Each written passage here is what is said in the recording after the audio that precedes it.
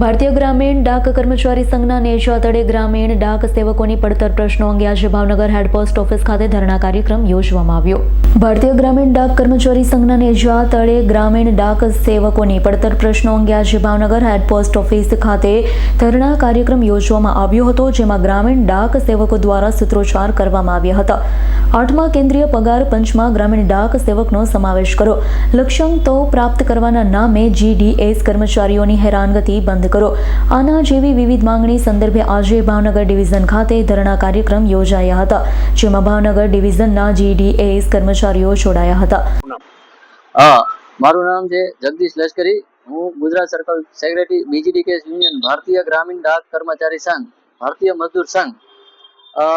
અમારે અત્યારે હાલમાં જે આજની તારીખમાં જે અમારા ડિવિઝન લેવલે જે અમારી માંગણીઓ છે એના અનુસંધાનમાં જે અહીંયા જે અત્યારે ડિવિઝનના ધરણા કરવામાં આવ્યા છે તે બાબતે અમે અહીંયા સર્વે ગ્રામીણ ક્ષેત્રમાં ગ્રામીણ ડાક સેવકો છે એ બાબતે અમે અહીંયા ભેગા થયા છીએ।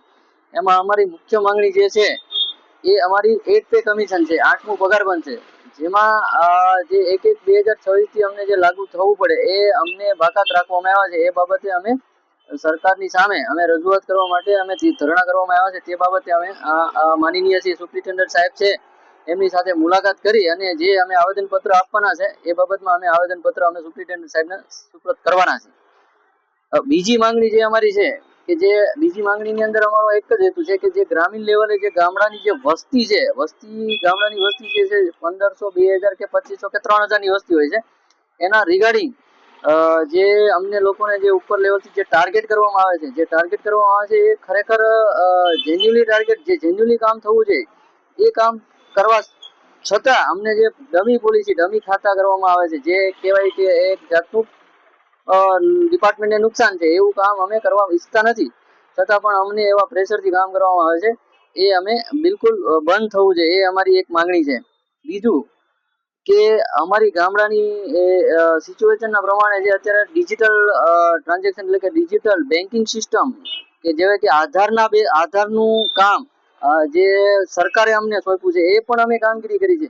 જે ડિજિટલના માધ્યમથી જે પણ ટ્રાન્ઝેક્શન, જે પણ કામગીરી છે અમે દરેક ગ્રામીણ લેવલે પણ કરીએ છીએ, છતાં પણ અમને આ બાબતમાં બાકાત રાખવામાં આવે છે। તે બાબતે અમે આજે સુપ્રિન્ટેન્ડન્ટ સાહેબ પાસે મુલાકાત કરી અને આવેદનપત્ર અમે આપવાના છે।